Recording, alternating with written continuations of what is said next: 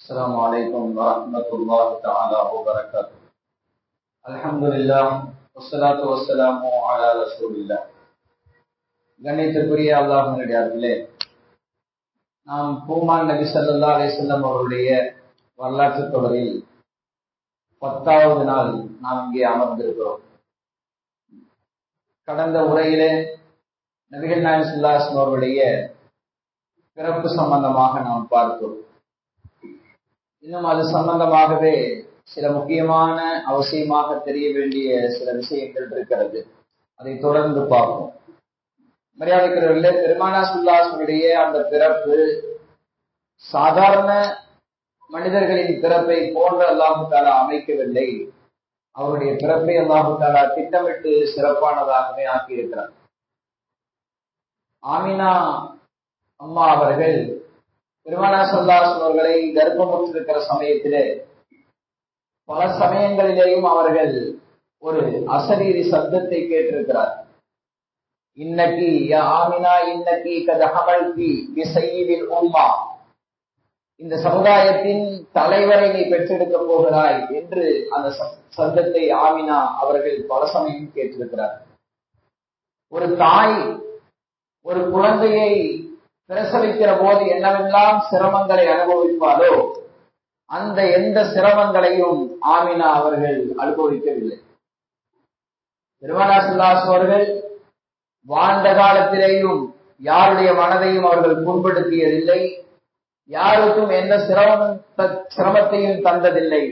அப்படிப்பட்ட நாயகம் ஸல்லல்லாஹு அலைஹி வஸல்லம் அவர்கள் கர்ப்பத்தில் இருக்கிற போதும் தன் தாய்க்கு சிரமம் தந்தார் என்ற ஒரு வார்த்தை வந்துவிடக்கூடாது என்கிற காரணத்தினாலே அல்லாஹ் தஆலா அவரின் மூலமாக மற்ற குழந்தைகளினால் என்ன தாய் சிரமத்தை அனுபவிப்பாரோ பிரசவிக்கிற போது அந்த எந்த சிரமத்தையும் அல்லாஹ் தஆலா பெருமானாரின் மூலமாக அவரின் தாய்க்கு தரவில்லை என்பதுதான் அதிகாரப்பூர்வமான செய்தியாக இருந்து கொண்டிருக்கிறது.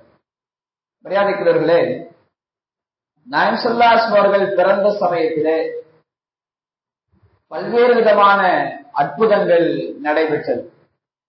அதிலே ஒரு 10 அற்புதங்களை மட்டும் நாம் பார்க்க இருக்கிறோம். அதற்கு முன்னால் பெருமானார் ஸல்லல்லாஹு அலைஹி வஸல்லம் அவர்கள் பிறந்த போது யஸ்ரிப் என்று சொல்லப்படுகிற மதீனாவிலே ஒரு யூதன் அன்றைய காலையில் யூத கூட்டத்தை எல்லாம் அழைத்து, இதை ஹஸ்ஸான் இப்னு சாபித் ரலியல்லாஹு அன்ஹு அவர்கள் சொல்கிறார்கள் இந்த செய்தியை.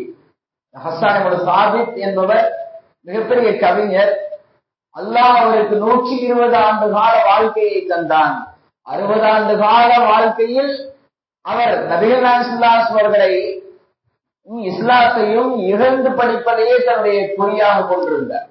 60 ஆண்டு காலம் ரசூலுல்லாஹி ஸல்லல்லாஹு அலைஹி வஸல்லம் அவர்களை இஸ்லாத்தையும் இகழ்ந்து பாடிக்கொண்டே இருந்தார். அல்லாஹ் அவருக்கு ஹிதாயத்தை தந்தார். 60 ஆண்டு காலம் அவர் இஸ்லாத்தை புகழ்ந்து நபிகள் நாயகத்தை புகழ்ந்து பாடிக்கொண்டிருந்தார். அந்த ஹஸ்ஸான் இப்னு சாபித் சொல்லுகிறார், நபிகள் நாயகம் ஸல்லல்லாஹு அலைஹி வஸல்லம் அவர்கள் பிறந்த சமயத்திலே யஸ்ரிபில் யூதர்களை எல்லாம் கூட்டிக் கொண்டு அழைத்து ஒரு யூதன் மலை மீது நின்று சொன்னான், யா மஅஷரல் யஹூத் தலஅல் லைலத்தன் நஜ்மு அஹ்மத், இன்றைய இரவில் அஹ்மத் என்கிற நட்சத்திரம் உதித்திருக்கிறது என்று சொன்னார். என்றால் அல்லாஹ் தஆலா முன் வேதங்களில் எல்லாம் நபிகள் நாயகம் ஸல்லல்லாஹு அலைஹி வஸல்லம் அவர்களை குறித்து அஹ்மத் என்கிற வார்த்தையை பயன்படுத்தியிருக்கிறார். அதிகம் புகழுபவர் என்ற பொருள். முஹம்மதுக்கு புகழுபவர் என்பதுதான் அர்த்தம், புகழுக்குரியவர் என்பதுதான் அர்த்தம். அஹ்மத் என்றால் அதிக புகழுக்குரியவர் என்ற பொருள். அதை அவர் அதிகமாக எல்லா வேதங்களிலும் அல்லாஹ் தஆலா நபிகள் நாயகம் ஸல்லல்லாஹு அலைஹி வஸல்லம் அவருடைய வருகை குறித்து, முன் வருகை குறித்து அஹ்மத் என்கிற ஒரு நபி வருவார் என்று அல்லாஹ் தஆலா எல்லா வேதங்களிலும் சொல்லி இருக்கிறான் பிற்காலத்தில். அதனால்தான் அந்த யூதர்களை பார்த்து சொன்னான், அஹ்மத் என்கிற நட்சத்திரம் உதயமாயிருக்கிறது. இப்படி நாயகம் ஸல்லல்லாஹு அலைஹி வஸல்லம் அவர்களுடைய அந்த பிறப்பின் சமயத்திலே பல்வேறு விதமான அற்புதங்கள் நடக்கிறது. நாயகத்தின் பாட்டனார் அப்துல் முத்தலிப் அவர்கள் குழந்தை பிறக்கிற சமயத்தில் அவர் காபாவை வலம் வந்து கொண்டிருக்கிறார். அவருக்கு குழந்தை பிறந்ததாக செய்தி சொல்லப்படுகிறது. அந்த குழந்தையை வாய் தழுவி அவர் எடுத்துக்கொண்டு காபாவுக்கு சென்றார் முதலாக. அப்போது ஒரு கவி பாடியதாக வரலாற்று கிரந்தங்களில் வருகிறது. அல்ஹம்துலில்லாஹில்லதி ஆதானி ஹாதல் குலாம் தய்யிபல் அர்தானி கத்சாத ஃபில் மஹதி அலல் வில்மானி உஈதுஹு பில்லாஹி பிஸ்ஸுல்தானி ஹத்தா அராஹு பாலிகல் பயானி உஈதுஹு மின் ஷர்ரி தி ஸன்ஆனி மின் ஹாசிதி முதுதாரில் ஐனானி அன்தல்லதி சும்மீத ஃபில் குர்ஆனி. அதாவது இந்த குழந்தையை கொடுத்த அல்லாஹ்வுக்கே எல்லா புகழும். இது தொட்டிலில் இருக்கிற போதே தலைவராக உதயமானது. இவருக்கு ஏற்படுகிற தீங்கை விட்டும் அல்லாஹ்விடம் பாதுகாப்பு தேடுகிறேன். பொறாமைக்காரர்களுடைய பொறாமை விட்டெல்லாம் பாதுகாப்பு தேடுகிறேன் என்கிற பொருள்படுகிற ஒரு அற்புதமான கவிதையை அப்துல் முத்தலிப் அவர்கள் படித்தார்கள். அது மௌலிது கிதாபுல கூட நம்ம அந்த பையத்தை நம்ம ஓதும். பெருமானார் ஸல்லல்லாஹு அலைஹி வஸல்லம் அவர்களை புகழ்ந்தாலே பிடிக்காத சிலருக்கு அவர்கள் சொல்லுவார்கள் இந்த கவிதையிலே, அன்தல்லதி சும்மீத ஃபில் குர்ஆனி, நீங்கள் குர்ஆனிலே பெயர் கூறப்பட்டவர் என்ற ஒரு வார்த்தையை அப்துல் முத்தலிப் பாடியதாக வருகிறது. நாயகம் ஸல்லல்லாஹு அலைஹி வஸல்லம் அவர்களுக்கு 40 வயசுல தான் குர்ஆன் வந்துச்சு. இங்க எப்படி குர்ஆன்ல பெயர் கூறப்பட்டவர் என்று அப்துல் முத்தலிப் சொல்லுவார், நீங்க கதை விடுறீங்க அப்படின்னு சொல்லி விமர்சனம் செய்யறாங்க. அதாவது மரியாதைக்குரியவர்களே, நாயகம் ஸல்லல்லாஹு அலைஹி அவர்களுடைய வருகை எல்லா வேதங்களிலும் ஊர்ஜிதப்படுத்தப்பட்ட விஷயம். முன்னால் வந்த எல்லா வேதங்களிலும் இந்த கவிதை அப்துல் முத்தலிப் சில வார்த்தைகள்ல தான் பாடினாரு. இந்த வார்த்தையெல்லாம் அப்துல் முத்தலிப் சொல்லல அப்படின்னு ஒரு கருத்து இருக்கு. இல்ல அப்துல் முத்தலிப் இந்த வார்த்தையை சொன்னார் என்றும் ஒரு கருத்து இருக்குது. அப்படி சொன்னார் என்று வைத்துக் கொண்டாலும் இதில் எந்த விதமான தவறும் இல்லை. ஏனென்றால் முன்வேதங்களை எல்லாம் குர்ஆன் என்று சொல்லலாம். குர்ஆன்னா ஓதப்படக்கூடிய அர்த்தம். முன்னால் இருக்கிற எந்த வேதமா இருந்தாலும் எல்லாத்தையும் சேர்த்து ஒன்னா சொன்னோம்னா குர்ஆன் அப்படிங்கிற வார்த்தையில சொல்லலாம், தப்பில்லை. ஏன்னா நாயகம் ஸல்லல்லாஹு அலைஹி அவர்களே அந்த வார்த்தையை பயன்படுத்தி இருக்கிறார். குஃபிஃப அலா தாவூத் அலைஹிஸ்ஸலாம் அல் குர்ஆன், அல்லாஹ் குர்ஆனை தாவூத் அலைஹிஸ்ஸலாம் அவர்களுக்கு ஓதுவதற்கு லேசாக்கி தந்தான் என்று சொல்றாங்க. தாவூத் அலைஹிஸ்ஸலாத்துக்கு அல்லாஹ் என்ன கொடுத்தான்? ஜபூர் வேதத்தை கொடுத்தான். நாயகம் ஸல்லல்லாஹு அலைஹி சொல்றாங்க, குர்ஆனை தாவூத் அலைஹிஸ்ஸலாம் அவர்களுக்கு ஓதுவதற்கு லேசாக்கி தரப்பட்டது என்று சொல்லிவிட்டு, ஃபகான யஅமுரு பிதவாபிஹி ஃபதஸ்ருஜ ஃபயக்ரஹு குர்ஆன கப்ல அன் தஸ்ருஜ தவாபுஹு. அதாவது தாவூத் அலைஹிஸ்ஸலாம் அவர்கள் குதிரைக்கு கடிவாளம் விடுவதற்காக, என்னுடைய வாகனத்துக்கு கடிவாளம் விடுவதற்காக சொல்லுவார்கள். அப்படி கடிவாளம் இட்டு முடிப்பதற்குள்ளாக அவர்கள் ஜபூர் வேதத்தை ஓடிவிடுவார்கள் என்று நாயகம் ஸல்லல்லாஹு அலைஹி சொல்றாங்க. கடிவாளம் விட்டு முடிப்பதற்குள்ளாக அவர்கள் என்ன செய்து விடுவார்கள்? ஜபூர் வேதத்தை ஓடி முடித்து விடுவார்கள் என்று சொல்ல வேண்டிய இடத்திலே குர்ஆனை ஓடி முடித்து விடுவார்கள் என்று சொல்றாங்க. குர்ஆன் அப்போ வரல தாவூத் அலைஹிஸ்ஸலாத்துடைய காலத்துல, அவருக்கு ஜபூர் வேதம் தான் கொடுக்கப்பட்டுச்சு. அப்ப ஜபூர் வேதத்தை நாயகம் ஸல்லல்லாஹு அலைஹி அவர்கள் குர்ஆன் என்ற வார்த்தையை கொண்டு பயன்படுத்துகிறார்கள். அப்ப முன் வேதங்களை எல்லாம் குர்ஆன் என்று சொல்வதில் தவறில்லை. இங்கே அப்துல் முத்தலிப் அவர்கள் முன்வேதங்களில் உங்களுடைய பெயர் குறிக்கப்பட்டிருக்கிறது என்கிற அர்த்தத்தில் தான் அன்தல்லதி சும்மீத ஃபில் குர்ஆனி, நீங்கள் குர்ஆனில் பெயர் கூறப்பட்டவர் என்று சொன்னார் என்று நாம் விளக்கம் சொல்கிறோம். அடுத்து வக்கான யகுல் இல்லா மின் அமலி யதி, தாவூத் அலைஹிஸ்ஸலாம் குறித்து இன்னொரு செய்தி சொல்லப்படுகிறது. அவங்க தன்னுடைய கையால் தான் சாப்பிடுவாங்க, உழைத்து தான் சாப்பிடுவாங்க. அவர்கள் அரசராக இருந்தாலும் கூட தன்னுடைய கையால் சம்பாதித்ததை தான் கொண்டுதான் அவர்கள் சாப்பிடுவார்கள் என்ற ஒரு செய்தி வருது. சரி, ஆக பெருமானார் ஸல்லல்லாஹு அலைஹி அவர்கள் பிறந்த போது அவரை தூக்கி கொண்டு அப்துல் முத்தலிப் அவர்கள் காபாவை வலம் வந்தார். வலம் வருகிற போது அவரை புகழ்ந்து பல வார்த்தைகளை படித்தார். அது நாயகம் ஸல்லல்லாஹு அலைஹி அவர்கள் பிறந்த போது பல அதிசயங்கள் நடந்திருக்கிறது. அது ஒரு 10 அதிசயங்களை வந்து அவர் தொடர்ந்து பார்ப்போம். ஒரு நாள் 2 நாள் அந்த செய்தி சொல்லி முடிச்சுட்டு பெருமானாருடைய வரலாற்றுக்குள்ளாக வேகமாக நாம் அவசியமான செய்திகளை மாத்திரம் பெருமானாருடைய வரலாற்று நாம் கேட்டுக் கொண்டிருக்கிறோம். முதலாவதாக, எந்த தாயும் பிரசவிக்கிற போது ரத்தம் வரும். பெருமானார் ஸல்லல்லாஹு அலைஹி அவர்களை பிரசவித்த போது அவருடைய தாயார் அவருக்கு ரத்தம் வரவில்லை, அவருக்கு வெளிச்சம் வந்தது, அதன் மூலமாக ஷாமின் கோட்டைகள் தெரிந்தது என்று நாம் பார்த்தோம். பைஹகி இமாம் அவர்கள் அறிவிக்கிறார்கள், தபரானி அவர்கள் அந்த நூலாசிரியரும் அறிவிக்கிறார்கள். அதாவது உஸ்மான் இப்னு அபுல் ஆஸ் என்கிற தோழர் அறிவிக்கிறார்.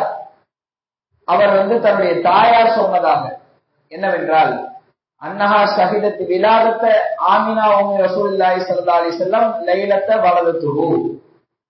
நபிசுல்லாஹுடைய தாயார் ஆமினா அவர்கள் பிரசவிக்கிற அந்த தினத்திலே நான் அங்கே இருந்தேன். அந்த தாயார் சொல்றாங்க. காலத்து ஃபமாஷைன் அம்புர இலைஹி ஃபில் பைத்தி இல்லா நூரா. அந்த நாளில் அந்த அறையில் பிரகாசத்தை தவிர வேற எதையுமே பார்க்கல. வைன்னில ஆம்பூர் இல நுஜூமி ததுனு, நட்சத்திரங்களை பார்த்தேன், அதெல்லாம் என்னை நெருங்கி வருவதை போல நான் பார்த்தேன்.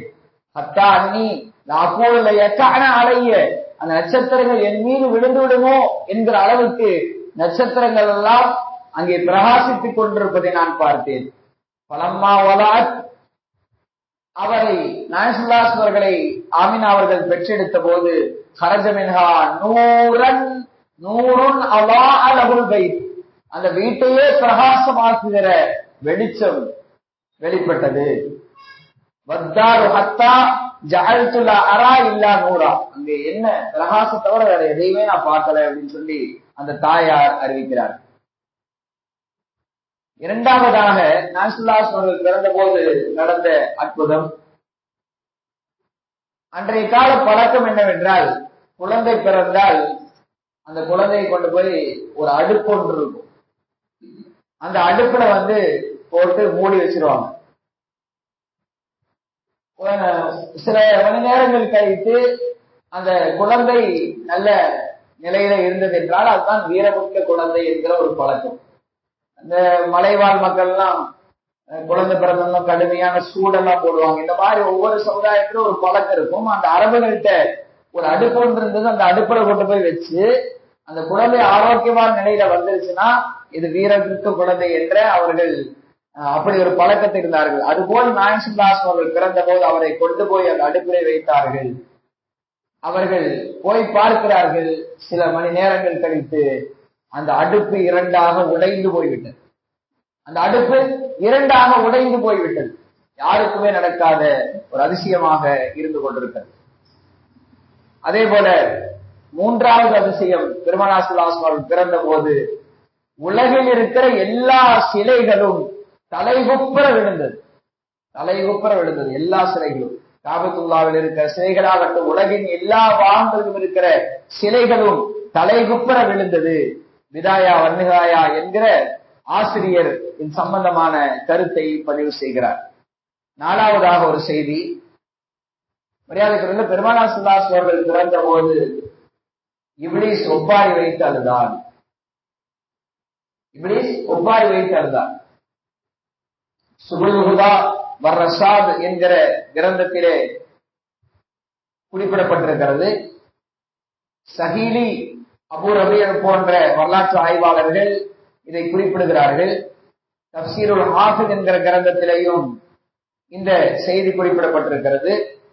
என்னவென்றால், அன்னை இப்லீஸ் ரன்ன அர்பஅ ரன்னாத்தின், 4 முறை இப்லீஸ் கதறி அழுதான். ஒன்றாவது ரன்னத்தன் ஹீன லுஇன, அவன் சபிக்கப்பட்ட போது அழுதான். அல்லாஹ் சபித்தானா இல்லையா? அப்போது ஆதமுக்கு சஜ்ஜா செய்யாத போது சபித்தான் அல்லாஹ்.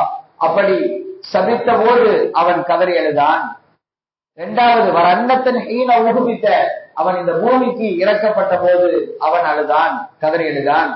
மூன்றாவதாக வரன்னத்தன் ஹீன ஒளிதன் நபி ஸல்லல்லாஹு அலைஹி வஸல்லம், நாயசுல்லாஹ் அவர்கள் பிறந்த போதும் அவன் ஒப்பாரி வைத்து அழுதான் என்று வரலாற்று ஆய்வாளர் குறிப்பிடார். நாலாவதாக ஹீன உன்சிலத் ஃபாத்திஹத்துல் கிதாப், ஃபாத்திஹா சூரா இறங்கிய போதும் அதில் இருக்கிற அந்த அற்புதமான கருத்துக்கள், அதில் இருக்கிற அந்த நன்மைகளை கருத்திலே கொண்டு அவன் கதறி அழுதான் என்பதாக இந்த 4 முறை இப்லீஸ் கதறி அழுதான். அதிலே பெருமானார் பிறந்த போதும் அவன் அழுதான் என்கிற செய்தியை நாம் உருவாக்கிக் கொள்ள வேண்டும். இதுபோல் பெருமானார் ஸல்லல்லாஹு அலைஹி வஸல்லம் பிறந்த போது நடந்த 4 அற்புதங்களை பார்த்தோம். அடுத்து ஒரு 6 அற்புதங்களை மட்டும் பார்த்துட்டு இன்ஷா அல்லாஹ் நாம் தொடர்ந்து வரலாற்றுக்கு செல்வோம். அல்லாஹ் பெருமானார் ஸல்லல்லாஹு அலைஹி வஸல்லம் வரலாற்றை கேட்பதன் மூலமாக அதிலிருந்து கிடைக்கிற படிப்பினைகளை பின்பற்றி நடக்கூடிய நல்ல தௌஃபீக்கை அல்லாஹ் தஆலா அனைவருக்கும் தந்தல்வான. ஆமீன். வாஹிர் தஅவானா அல்ஹம்துலில்லாஹி ரப்பில் ஆலமீன். அஸ்ஸலாமு அலைக்கும் வரஹ்மத்துல்லாஹி தஆலா வபரகாத்துஹு. சுப்ஹானல்லாஹி வ பிஹம்திஹி சுப்ஹானக்கல்லாஹும்ம வ பிஹம்திக நஷ்ஹது அல்லா இலாஹா இல்லா அன்த வ நஸ்தக்ஃபிருக வ நதூபு இலைக். ஆமீன். சுப்ஹான ரப்பிக ரப்பில் இஸ்ஸத்தி அம்மா யசிஃபூன் வ ஸலாமுன் அலல் முர்ஸலீன் வல்ஹம்துலில்லாஹி ரப்பில் ஆலமீன். ஸல்லல்லாஹு அலா முஹம்மத் ஸல்லல்லாஹு அலைஹி வஸல்லம் ஸல்லல்லாஹு அலா முஹம்மத் ஸல்லல்லாஹு அலைஹி வஸல்லம் ஸல்லல்லாஹு அலா முஹம்மத் யா ரப்பி ஸல்லி அலைஹி